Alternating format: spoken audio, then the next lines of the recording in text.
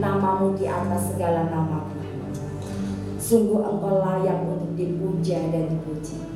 Sungguh Engkau layak untuk ditinggikan dan dimuliakan. Biar saat ini hati kami terus berpaut kepada Engkau Tuhan.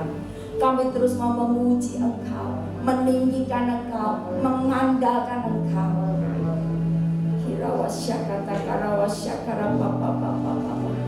Tuhan, saat ini Engkau lawat setiap kami. Kami tahu Engkau disukakan. Kami tahu Engkau bertahta di atas pujian dan penyembahan kami. Dan Engkau akan memberkati setiap kami. Engkau akan melawat setiap kami. Terima kasih Tuhan. Roh Kudus, biar saat ini Engkau memenuhi setiap kami. Jamah hati kami.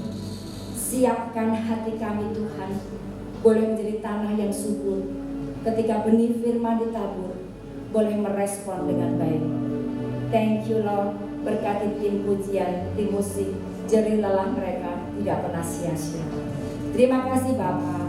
Hanya di dalam nama Tuhan Yesus kami alaskan doa kami. Semua yang percaya berkata amin. Shalom Bapak Ibu. Apa kabar? Luar biasa. Ya, Bapak Ibu yang terkasih, sepanjang bulan ini minggu terakhir, kita tetap terus berbicara tentang kuat oleh kebersamaan. Kuat oleh kebersamaan. Jadi kita akan kuat kalau kita ini bersama-sama. Efesus 4 ayat 3 dikatakan, make, saya bacain yang di bahasa Inggris aja ya. Make every effort to keep unity in spirit. Make every effort, ya. Perbuat dengan segala upayamu untuk memelihara kesatuan di dalam roh. Bapak Ibu yang terkasih, kesatuan itu sangat-sangat penting. Amin. Amin. Satu oleh roh. Yang bisa mengikat kita jadi satu itu adalah pribadi Allah yang ketiga, yaitu Roh Kudus. Oleh karena itu Bapak Ibu, mari kita minta Roh Kudus memenuhi hidup kita. Roh Kudus memenuhi hati dan pikiran kita. Karena tanpa Roh Kudus kita nggak bisa mengakses segala sesuatu yang dari Tuhan, nggak bisa. Kalau kita mau mengakses apa yang dari Tuhan dengan logika kita, pasti akan banyak kerancuan, akan banyak perdebatan. Tapi kalau kita mau mengakses semua yang dari Tuhan lewat Roh Kudus, kita akan bisa bersatu. Amin Bapak Ibu. Bapak Ibu yang terkasih, oleh karena itu iman kita juga harus terus bertumbuh. Minta kemampuan oleh Roh Kudus untuk kita melakukan perbuatan iman. Iman kita ini harus bertumbuh. Iman yang plus. 2 Petrus 1 ayat 5 sampai dengan 8 dikatakan, justru karena itu kamu harus dengan sungguh-sungguh berusaha untuk menambahkan kepada imanmu kebajikan. Bapak Ibu, iman kita mesti plus kebajikan. Kebajikan itu apa sih? Kebajikan adalah perbuatan baik, perbuatan iman. Kalau iman kita tanpa perbuatan itu nol, tong kosong berbunyi. Jadi mesti plus kebajikan ditambah kebajikan. Iman plus kebajikan, kebajikan kepada kebajikan ditambah pengetahuan, ya. Pengetahuan akan firman. Semakin kita mau melakukannya, pada pengetahuan ditambah penguasaan diri. Kepada penguasaan diri ditambah ketekunan. Kita belajar tekun, terus tekun. Kepada ketekunan ditambah kesalehan. Bapak Ibu, kalau kita sudah menjadi orang yang saleh, terus pasti harus menambah sampai pada kasih akan saudara-saudara. Kasih akan saudara-saudara itu kasih filia. Dan pada kasih akan saudara-saudara, kasih akan semua orang. Nah, Bapak Ibu, iman kita itu terus menanjak. Tuhan itu akan bawa kita apa? From faith to faith, from faith to faith. Jadi faith-nya terus nambah terus sampai di ujung apa? kasih akan semua orang. Itu kasih agape. Tanpa kita punya kasih agape, kita nggak akan bisa berkumpul bersama dengan harmonis. Tapi dengan kasih agape kita bisa menerima kekurangan orang lain, mengampuni kesalahan orang lain. Amin. Nah, Bapak Ibu yang terkasih, kemarin kita memperingati kenaikan Tuhan Yesus. Ya, Tuhan Yesus setelah bangkit dari mati 40 hari, dia menampakkan diri dengan banyak muridnya. Ya, 40 hari habis itu dia bilang, aku harus naik ke surga untuk apa? Menyediakan tempat buat kita. Ya, dia harus naik ke surga. Dan satu lagi, aku harus naik supaya apa? Roh Kudus turun.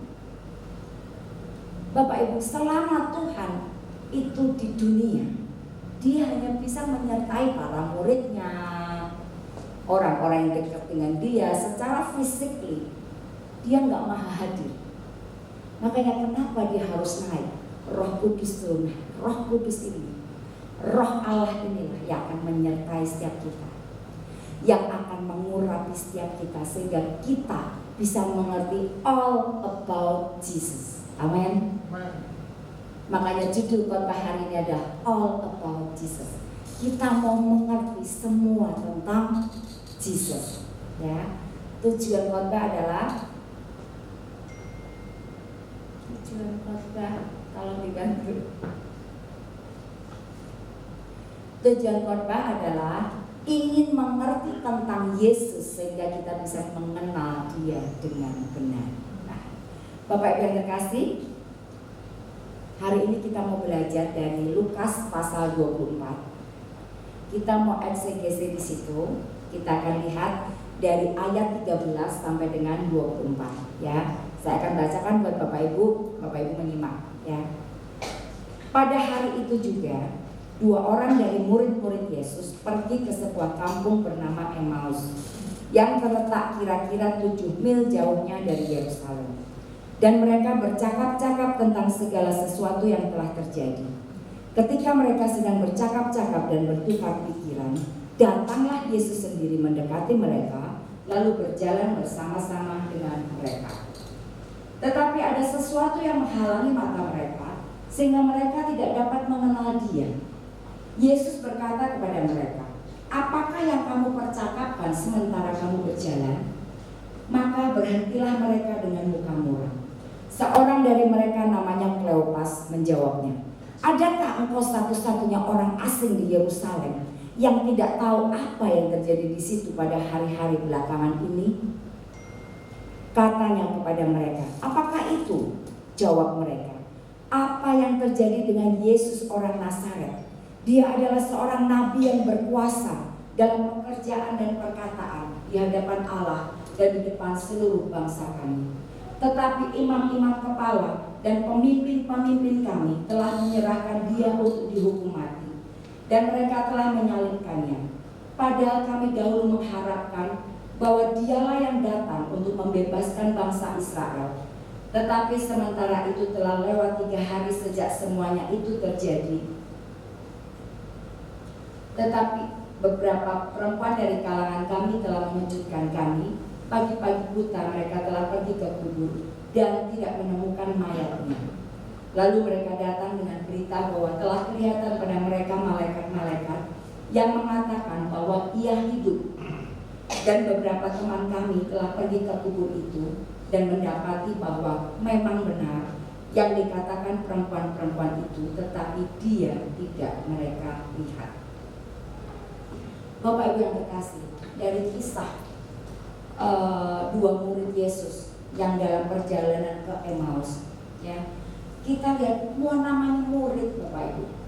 3,5 tahun pelayanan Tuhan Yesus, murid-murid ini ada bersama dengan mereka. Pasti mereka mengenal Tuhan, ya kan? Mengenal suaranya, mengenal wajahnya, mengenal pribadinya.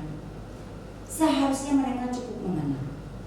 Tetapi kita baca tadi, bahwa dua murid Emmaus itu ketika mereka sedang berjalan dan Yesus datang menghampiri, mereka nggak mengenali.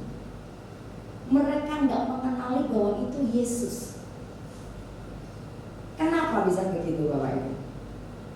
Padahal Bapak Ibu yang terkasih, Tuhan Yesus itu juga sudah ngomong, sudah bicara sama murid-muridnya, ya, sebelum dia mengalami dianiaya, disalib, mati. Dia sudah bicara sama murid-muridnya beberapa kali bahwa nanti anak manusia akan dianiaya, akan dihina, akan diserahkan untuk disalib, untuk dibunuh, dan pada hari ketiga akan bangkit. Tuhan Yesus terus bicara seperti itu kepada murid-muridnya. Bahkan pemberitahuan Tuhan Yesus kepada murid-muridnya yang ketiga itu dicatat di Lukas 18 ayat 31 sampai dengan 33. Dikatakan demikian. Yesus memanggil ke-12 muridnya, lalu berkata kepada mereka, "Sekarang kita pergi ke Yerusalem, dan segala sesuatu yang ditulis oleh para nabi mengenai anak manusia akan digenapi. Sebab ia akan diserahkan kepada bangsa-bangsa yang tidak mengenal Allah, diolok-olok, dihina, dan diludahi. Dan mereka menyesah dan membunuh dia, dan pada hari ketiga ia akan bangkit." Bapak Ibu, Tuhan Yesus sudah bicara sama murid-muridnya. Nanti anak manusia akan dihina, diolok-olok, diludahi, diserahkan untuk dibunuh, pada hari ketiga akan bangkit. Tapi murid-muridnya itu nggak ngerti. Mereka nggak mudeng, nggak bisa mengenal. Kenapa Bapak? Kenapa mereka nggak bisa mengenal Tuhan Yesus ketika Tuhan Yesus menghampiri mereka? Yang pertama, karena rasionalitas. Karena bangkit dari mati itu nggak masuk rasio, di luar rasio, nggak masuk logika. Mana ada orang mati bangkit? Jadi ketika murid-murid Yesus tadi kan juga bilang, masa kamu nggak tahu tentang Yesus orang Nazaret? Dia seorang nabi yang berkuasa dalam perbuatan dan perkataan di hadapan Tuhan dan di hadapan semua bangsa. Dia sudah diserahkan oleh imam-imam kepala dan para pemimpin kami, mati. Dan kami mendengar dari perempuan-perempuan dari kalangan kami, ketika mereka pergi ke kubur, mayatnya nggak ada.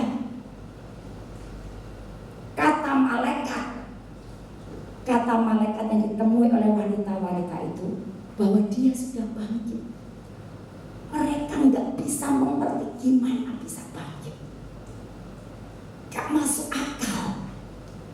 Nah ini loh Bapak Ibu, ketika kita berpikir apa yang Tuhan katakan itu nggak masuk akal, di luar rasio, itu membuat kita terselubung dan kita nggak bisa mengenal Dia.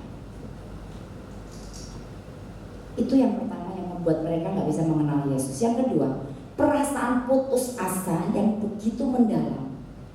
Kenapa? Karena para murid itu sangat mengharapkan Yesus yang mereka ikuti, guru mereka yang berkuasa dalam perbuatan dan perkataan. Mereka sangat berharap Yesus ini adalah Mesias yang ditunggu oleh bangsa Yahudi untuk membebaskan mereka dari penjajahan. Mereka tunggu, makanya ketika Yesus mati rasanya pupus sudah harapan mereka, putus asa. Itu juga yang membuat mereka nggak bisa mengenali Yesus. Oleh karena itu Bapak Ibu, kita mau belajar bagaimana kemudian murid-murid ini mengerti tentang Yesus, mengenal Yesus. Nah kita akan belajar itu. Kita baca tadi kita baca ayat 14 tadi kita baca. Ketika murid-murid ini dalam perjalanan gitu ya, mereka di jalannya kan berapa tadi? Kira-kira 7 mil jauhnya dari Yerusalem. Ketika mereka jalan, apa yang dipercakapkan? Tentang Yesus. Dikatakan mereka bercakap-cakap dan bertukar pikiran tentang Yesus. Yesus menjadi trending topik dalam hidup mereka. Di mana-mana mereka ngomong tentang Yesus. Bapak Ibu yang terkasih. Yang pertama, bagaimana kita bisa mengerti dan mengenal Dia dengan benar ketika kita suka mempercakapkan tentang Yesus. Ketika Jesus be the center of our life, Tuhan menjadi pusat dari hidup kita. Apa yang menjadi pusat hidup kita? Hari-hari ini apa yang seringkali menjadi trending topik dalam hubungan kita dengan orang-orang di sekitar kita? Apa yang kita suka ngomong-ngomong? Kalau kita kumpul-kumpul, apa yang diomongin? Makan, gitu kan? Makan di mana ya? Wah, kita seringkali jadi suka promosiin. Kalau apalagi kalau ada makanan yang enak, murah, wah, Pak Marlan di sana loh ada makanan yang murah, enak loh Pak Marlan. Ayo kita makan sana. Nah, kalau masalah makanan, ayo ya. Masalah makanan, wah semangat ya nggak Bapak Ibu. Makanan jasmani kita semangat, tapi mari dengan makanan rohani kita juga harus semangat. Amin Bapak Ibu. Mari kita suka ngomong tentang Yesus. Bapak Ibu yang terkasih, saya punya beberapa teman dekat, sahabat gitu ya. Kalau kita jarang ketemu karena berbagai kesibukan kami masing-masing, tapi kalau ketemu Bapak 2-3 jam tuh rasanya sebentar banget. Rasanya sebentar. Kenapa? Karena kita tuh berbagi kesaksian. Wah, aku ngalami seperti ini, Tuhan Yesus tolong. Yang dia juga ngomong seperti itu. Kita tuh makin dikuatkan. Kita lihat, oh Yesus sungguh hidup. Jadi habis ketemuan gitu ya, habis makan bareng, ya itu juga sama makan gitu ya. Biasanya kita janjian, yuk di mana yuk, yang kita belum pernah gitu kan, ketemu terus ngomong seperti Bapak Ibu. Pulang dari ketemuan, saya selalu merasa roh saya tuh membara, dikuatkan. Kita tuh bisa lemah loh Bapak Ibu. Satu saat saya juga lemah, pas lemah agak melopro gitu ya Bapak Ibu. Dengar dia punya kesaksian, dengar dia punya masalah begitu berat, bagaimana Tuhan tolong, bagaimana Tuhan bicara sama dia, itu membuat saya kuat, itu membuat saya iya ya, aku mau juga alami. Nah ini loh, pernah juga saya ada di dalam satu grup gitu ya, teman-teman, tapi bukan anak-anak Tuhan, yang diomongin apa? Ngalor itu nggak karu-karuan. Bapak Ibu, saya rasakan roh saya tuh nggak nyaman di situ. Kenapa kita nggak bisa ngomong tentang Yesus? Dalam perkumpulan yang banyak, ketika mereka ngomong bla bla bla bla, kita ngomong tiba-tiba ngomong Yesus kan lucu gitu kan? Nggak bisa. Tapi saya rasakan ketika saya bilang sama suami saya, kok kalau ngumpul sama mereka kok rasanya apa ya? Rohnya kok gak enak ya. Beda kalau saya tuh ngobrol dengan orang-orang yang sama-sama cinta Tuhan, ngomongnya tentang Yesus, bicara tentang Yesus, Jesus jadi pusat hidup kita. Itu beda. Kenapa Bapak Ibu beda? Karena ayat tadi berkata, ketika 2 orang murid Yesus sedang dalam perjalanan ke Emmaus, mereka bercakap-cakap tentang Tuhan Yesus. Dikatakan Yesus hadir. Yesus hadir dan berjalan bersama dengan mereka. Bapak Ibu yang terkasih, Matius 18 ayat 20 berkata, sebab di mana 2 atau 3 orang berkumpul dalam namaku, di situ aku akan ada di tengah-tengah mereka. Amin. Saya percaya, kenapa saya merasakan satu atmosfer yang berbeda, roh yang menyala-nyala ketika kami berkumpul dan ngomong tentang Yesus. Karena Tuhan hadir. Amin. Karena Tuhan hadir. Ketika Tuhan hadir akan membawa satu atmosfer yang berbeda. Oleh karena itu Bapak Ibu, bagaimana kita mengerti dan mengenal Tuhan? Yang pertama, kita mesti suka mempercakapkan tentang Dia. Ya, selanjutnya ayat 25 dikatakan, lalu Ia berkata kepada mereka, hai kamu orang bodoh, betapa lambannya hatimu, sehingga kamu tidak percaya segala sesuatu yang telah dikatakan para nabi. Bukankah Mesias harus menderita semuanya itu untuk masuk dalam kemuliaannya? Lalu Ia menjelaskan kepada mereka apa yang tertulis tentang Dia dalam seluruh kitab suci, mulai dari kitab-kitab Musa dan segala kitab nabi-nabi. Bapak Ibu yang terkasih, dikatakan Tuhan Yesus menegur 2 orang murid. Hai kamu orang bodoh, betapa lambatnya hatimu sehingga engkau tak percaya. Tuhan menegur. Kemudian dia berkata di ayat 27, lalu Tuhan menjelaskan kepada mereka apa yang tertulis tentang Dia di seluruh kitab. Yang kedua, bagaimana kita bisa mengerti dan mengenal Dia dengan benar. Kita harus menerima penjelasan firman-Nya. Bapak Ibu yang terkasih, seringkali kita tuh nggak mau terima penjelasan firman.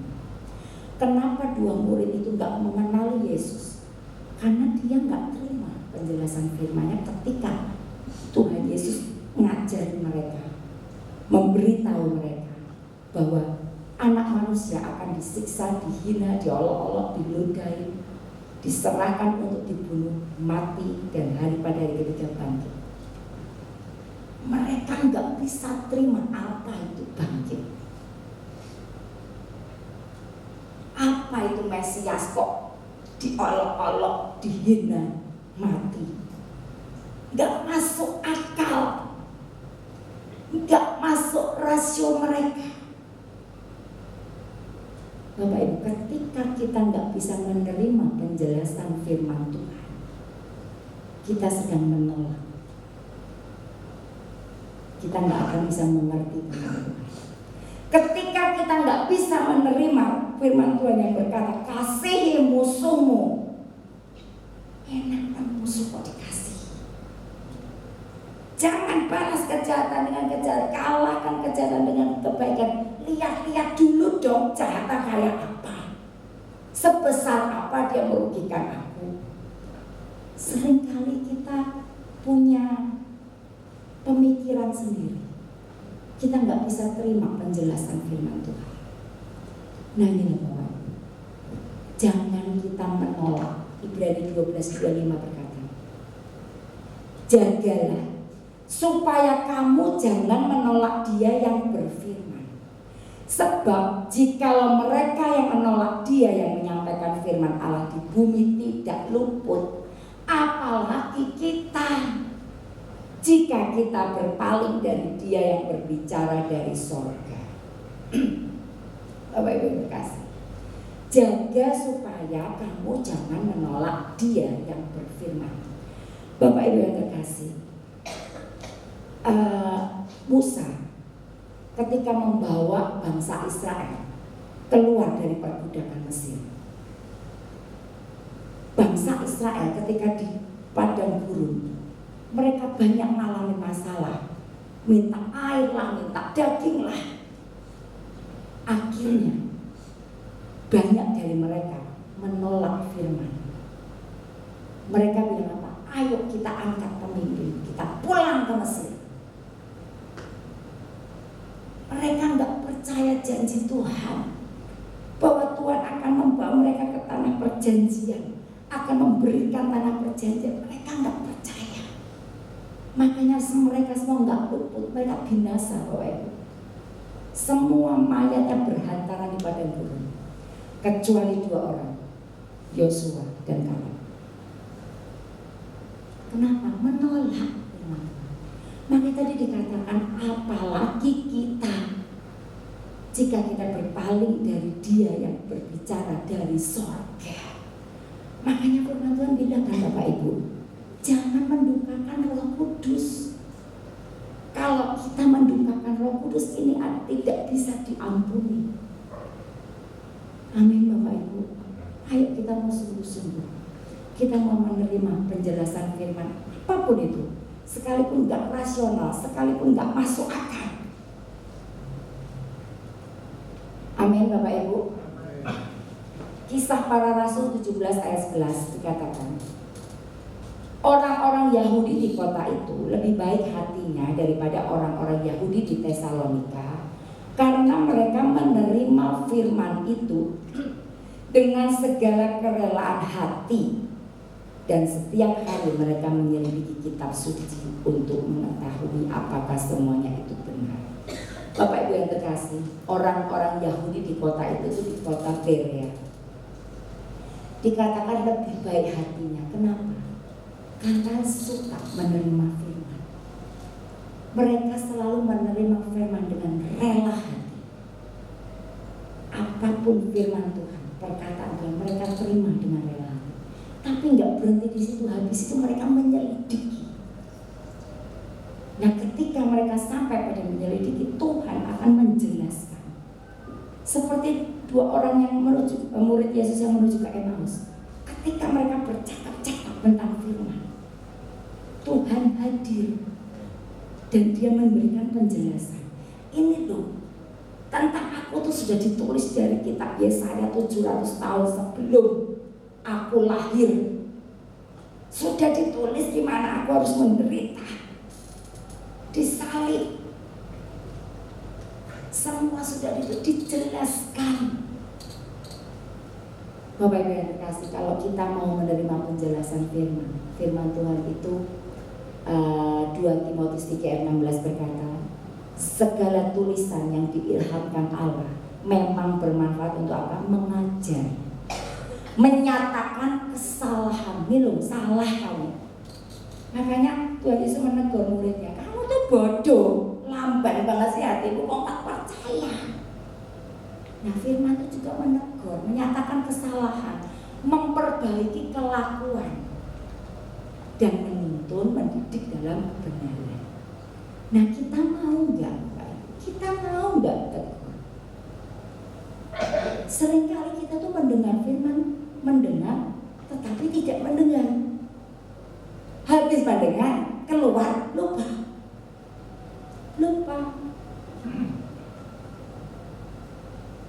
Bapak Ibu yang terkasih, ayo kita mau sungguh-sungguh sama Tuhan. Kita mau biarkan Tuhan itu mendidik kita. Nah, Bapak Ibu yang terkasih, pada waktu Tuhan hadir di tengah 2 orang muridnya yang dalam perjalanan ke Emmaus, Yesus sedang bertindak sebagai guru yang baik. Dia nggak mau murid-muridnya itu putus asa, hopeless, bingung, mereka dalam kebingungan, keputusasaan. Tuhan nggak rela, Tuhan datangi mereka. Tuhan terangkan, Tuhan beri kekuatan, beri pengharapan. Ayo toh, memang ini semua harus terjadi untuk menebus dosa manusia. Ini semua harus terjadi. Bapak Ibu yang terkasih, sampai muridnya kembali bangkit. Demikian juga dengan kita Bapak Ibu. Tuhan mau kita juga seperti itu. Makanya kenapa kita harus ada di dalam kebersamaan, berkuat dalam kebersamaan. Bapak Ibu, kita tuh nggak bisa terus kuat terus. Ketika kita dihantam masalah, pasti lumayan kelenger Bapak Ibu. Ketika dia hantam masalah pasti goyah. Mau tahu firman, mau sudah baca Alkitab beratus ribu kali, butuh orang lain. Nah, ketika kita tahu teman dekat kita, teman pelayanan kita, saudara kita sedang putus asa, sedang bermasalah, nah ini saatnya kita datang seperti Tuhan Yesus mendatangi muridnya. Kita beri kekuatan dengan perkataan firman.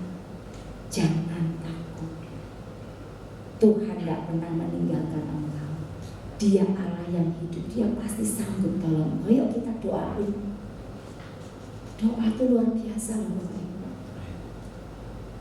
Amin Bapak Ibu. Mari kita mau belajar seperti Tuhan Yesus. Selanjutnya, Lukas 24 ayat 28. Mereka mendekati kampung yang mereka tuju. Lalu ia berbuat seolah-olah hendak meneruskan perjalanannya. Tetapi mereka sangat mendesaknya, katanya, tinggallah bersama-sama dengan kami, sebab hari telah menjelang malam dan matahari hampir terbenam. Lalu masuklah ia untuk tinggal bersama-sama dengan mereka. Bapak Ibu yang terkasih, ini Tuhan Yesus ketika berjalan, dia berbuat seolah-olah hendak meneruskan perjalanan, meninggalkan dua muridnya.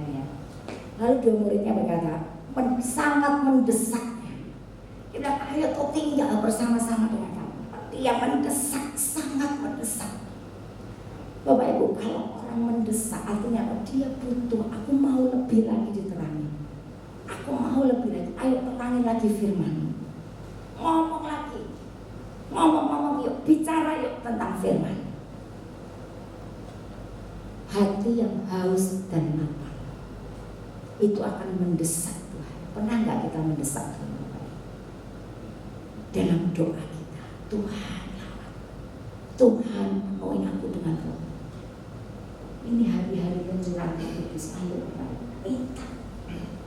Bapak yang jahat aja Bapak Ibu, anaknya minta roti nggak dikasih batu, anaknya minta ikan nggak dikasih ular, apalagi Bapak kita. Kalau kita minta Roh Kudus, Dia pasti kasih, pasti memenuhi kita dengan uangnya. Undang Dia tinggal Bapak Ibu. Kenapa murid-murid berbilang tinggal bersama kami? Karena mereka nggak mau putus untuk bersekutu. Ayo terus bersekutu. Mereka ingin selalu bersekutu bersama dengan Tuhan Yesus. Lalu dikatakan hari menjelang malam. Bapak Ibu, ini bicara hari-hari menjelang malam, hari-hari menjelang kedatangan Tuhan. Hari menjelang malam dingin. Kasih kebanyakan orang sudah menjadi dingin. Kalau kasih kebanyakan orang dingin, maka kejahatan yang merajalela. Dan itu yang terjadi hari-hari ini. Bapak Ibu, menghadapi hari-hari seperti ini, kita butuh Tuhan. Sadari bahwa kita butuh Tuhan. Kita nggak bisa, Bapak Ibu. Mau punya uang.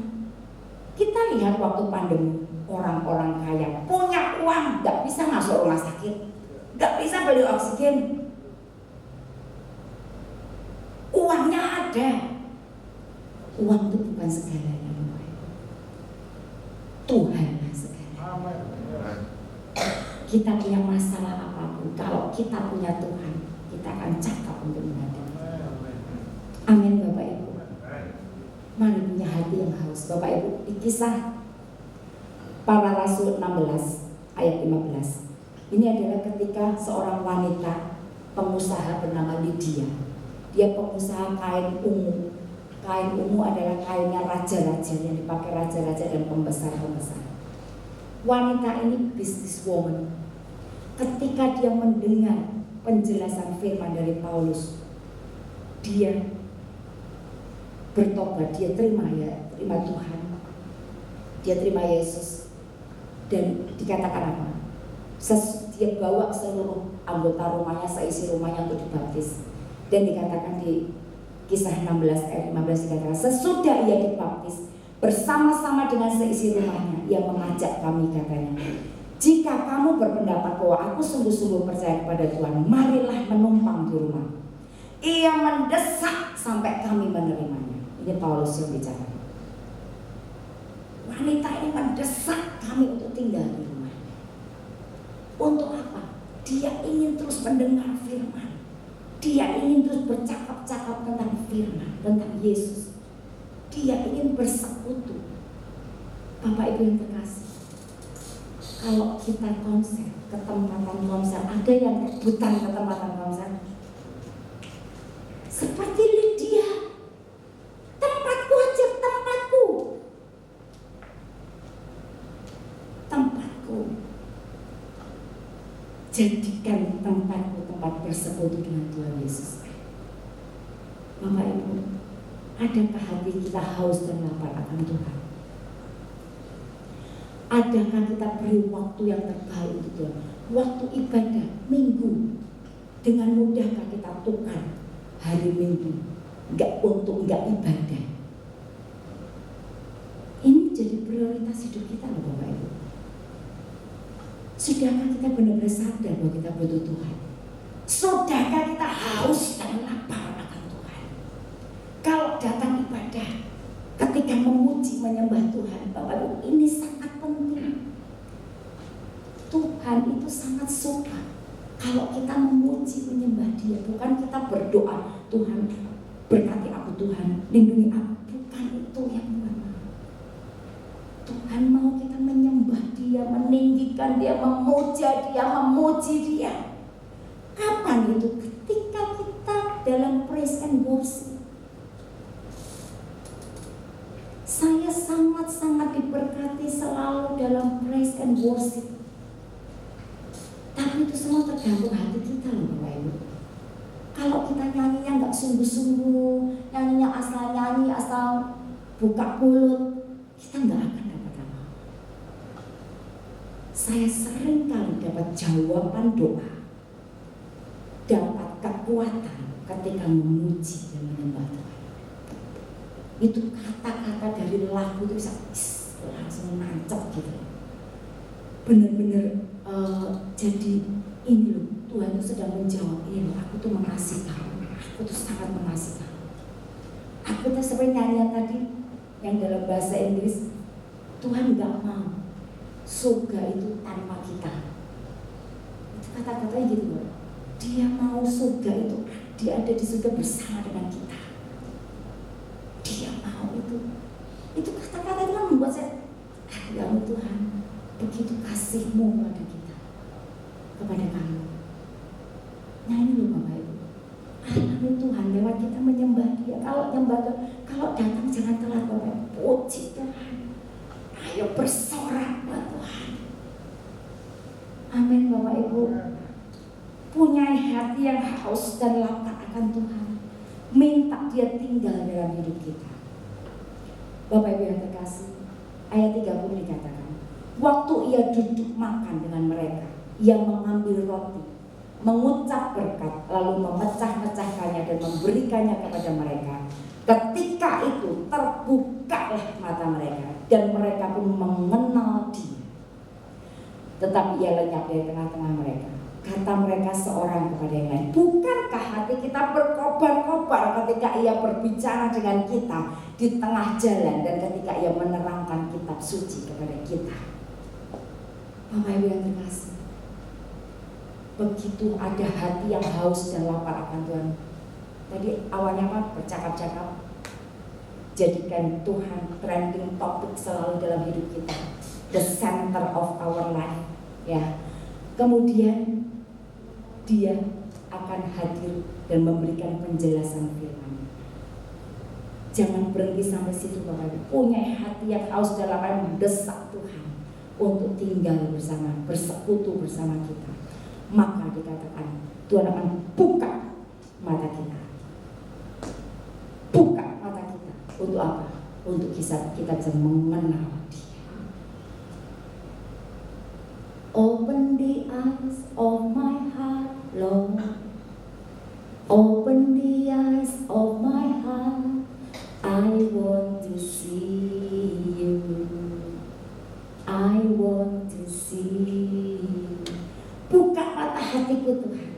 Aku ingin melihat-Mu. Aku ingin mengenal-Mu. Amin Bapak Ibu. Bapak Ibu yang terkasih, kisahnya abdinya Elisa. Abdi Elisa ini Bapak Ibu ketakutan luar biasa. Karena Elisa ini dikepung oleh tentara Aram. Tentara Aram ini marah sama Elisa. Karena Elisa itu selalu membocorkan strategi mereka kepada tentara Israel. Sehingga Aram itu mau nyerang Israel nggak bisa-bisa. Strateginya selalu diketahui. Tentara Aram marah, mereka mengepung Nabi Elisa. Abdinya ketakutan. Aduh, itu loh, yang ngepung kita banyak sekali, gimana ini? Lalu Nabi Elisa berkata, Tuhan buka matanya dia, supaya dia bisa melihat bahwa bala tentara surga yang mengelilingi kita jauh lebih banyak dibanding tentara Aram. Lalu dibuka matanya Bapak Ibu. Bapak Ibu yang dikasih, percayalah Tuhan itu gak pernah ninggalin kita. Ketika kita dalam masalah, jangan takut. Dia ada bersama kita. The Lord of Hosts, Tuhan semesta alam, Tuhan dengan bala tentara surgawi, itu ada bersama kita. Apa sih yang kita takutkan? Amin Bapak Ibu. Ketika kita terbuka mata kita semakin mengenal Dia, kita semakin gak takut. Karena Dia selalu menyertai kita. Amin Bapak Ibu. Lalu ayat 33, bangunlah mereka dan terus kembali ke Yerusalem. Di situ mereka mendapati ke-11 murid itu. Mereka sedang berkumpul bersama-sama dengan teman-teman mereka. Kata mereka itu, sesungguhnya Tuhan telah bangkit dan telah menampakkan diri kepada Simon. Lalu kedua orang itu pun menceritakan apa yang terjadi di tengah jalan dan bagaimana mereka mengenal Dia pada waktu Ia memecah-mecahkan roti. Bapak Ibu yang terkasih, ketika mata rohani mereka terbuka, mereka mengenal Tuhan, roh mereka berkobar-kobar. Mereka kembali ke Yerusalem. Yang tadinya mereka takut dan meninggalkan Yerusalem mau pergi ke Emmaus, ini mereka kembali. Untuk apa? Untuk menemui murid-murid yang lain. Bapak Ibu yang terkasih, mereka ketemu dengan murid-murid yang lain di dalam satu kamar yang terkunci. Dan mereka cerita, aku tuh ketemu Tuhan Yesus. Benar loh, Dia bangkit. Dia terangkan kitab suci kepada kami. Bapak Ibu yang terkasih, Dia ngomong seperti semangat. Dan Bapak Ibu, kalau kita sudah dibuka mata hati kita bisa mengenal Tuhan, kita jadi berani dan berkobar-kobar. Dia terangkan semua. Tadinya mereka ketakutan, kenapa? Karena cuma mengenal Yesus sebagai nabi, sebagai nabi yang berkuasa dalam perbuatan dan perkataan doang. Mereka nggak ngerti bahwa Yesus pun harus mati, menderita, mati, dan dibangkitkan. Sekarang mereka tahu bahwa mereka pun harus menderita. Bapak Ibu yang terkasih, singkat cerita, ketika mereka ketemu dengan murid-murid yang lain, kemudian murid-murid yang lain ini ketakutan juga. Bapak Ibu, mereka memberitakan dengan hati berkobar-kobar, dengan berani. Tuhan Yesus benar-benar bangkit. Percayalah, jangan ragu perkataannya. Singkirkan segala rasionalitas, singkirkan segala keputusasaan. Bapak Ibu yang terkasih, bagaimanakah hati kita saat kita mendengar firman? Apakah kita juga bisa berkobar-kobar seperti yang dialami oleh kedua murid Yesus dalam perjalanan ke Emmaus? Ketika kita dengar firman, betapa Yesus mengasihi kita, betapa Yesus peduli pada kita, apakah hati kita tetap dingin?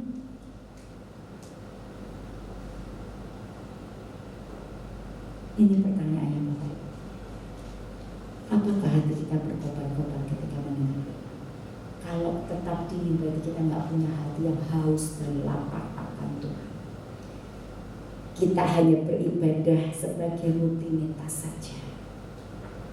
kita nggak mengalami Tuhan, pulang ya sama ketika kita datang. Mari Bapak Ibu, jangan sia-siakan waktu kita tinggal dikit. Ini kita masih bisa ibadah, ayo ibadah dengan rajin. Ayo konser, bersekutu, itu penting Bapak Ibu.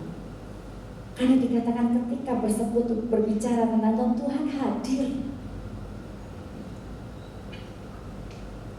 Bapak Ibu, ayat 36, 37. Dan sementara mereka bercakap-cakap tentang hal itu, Bapak Ibu, di ruang tertutup itu, tiba-tiba Yesus berdiri di tengah-tengah mereka dan berkata kepada mereka, damai sejahtera bagi kamu.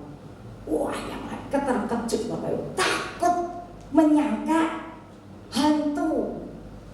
Baru aja diomongin. Lagi sebenarnya juga aku ketemu dua murid gitu, tapi mereka ketika melihat Tuhan Yesus masuk dalam ruang yang tertutup, dikira hantu Bapak Ibu. Bapak Ibu yang terkasih, kembali ayat 45. Tuhan Yesus membuka pikiran mereka sehingga mereka mengerti kitab suci.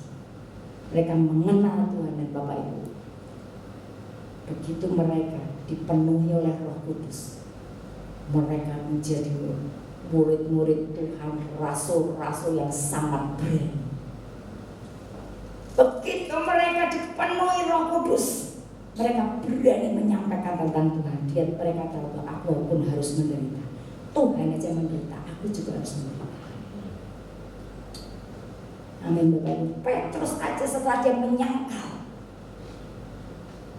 Bapak Ibu, Petrus ketika saat matinya, dia nggak mau mati cuma disalib. Salib terbalik, lebih parah lagi. Dia rela menderita demi nama Tuhan Yesus. Amin Bapak Ibu. Bapak Ibu yang terkasih, mari Bapak Ibu yang terkasih, bagaimana kita bisa mengerti Tuhan dengan benar? Bagaimana kita bisa mengenal Dia dengan benar? Yang pertama, suka mempercakapkan. All about Him, all about Jesus. Bicarakan itu, all about Jesus. Yang kedua, Dia akan hadir dan menerangkan firman-Nya. Yang ketiga, punya hati haus lapar akan Dia, maka Dia akan bukakan pikiran kita sehingga kita bisa berkobar-kobar, kita bisa mengenal Dia dan dibukakan juga mata kita dan pikiran kita. Amin Bapak Ibu. Mari kita datang kepada Tuhan. Kita meminta kuasa Tuhan dari tempat yang maha tinggi mengalir, memenuhi setiap kita. Bapak Ibu yang terkasih, ketika kita percaya pada Tuhan Yesus, Roh Kudus itu sudah ada dalam hidup kita. Hanya Roh Kudus sudah diberi tempat full belum? Itu yang masalah. Oleh karena itu, hari ini kita mau minta Roh Kudus ini memenuhi hati dan pikiran kita, memenuhi hidup kita, supaya kita berani, supaya kita berkobar-kobar di dalam kita mengikuti. Mari Bapak Ibu kita bangkit berdiri.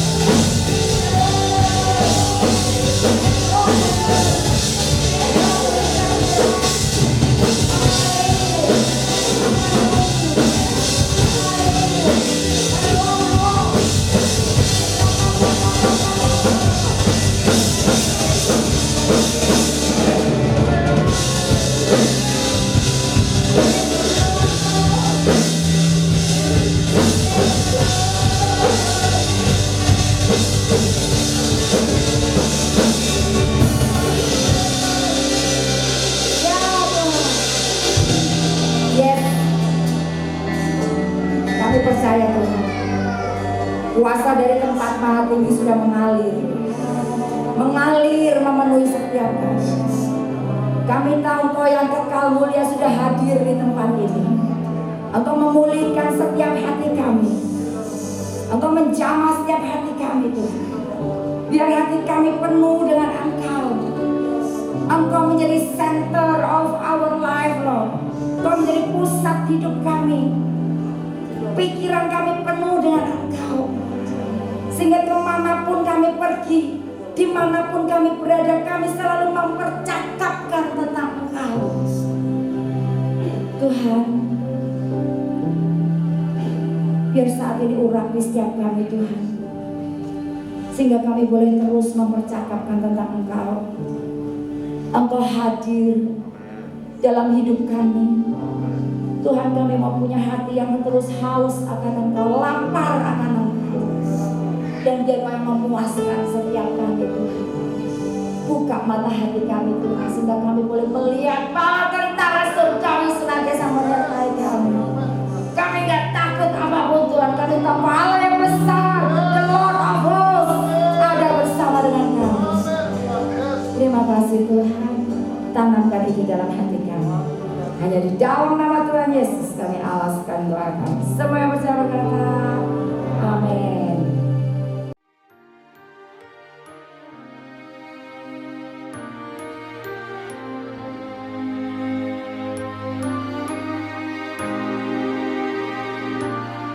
Saat ku berjalan, kasih-Mu menerangi langkahku.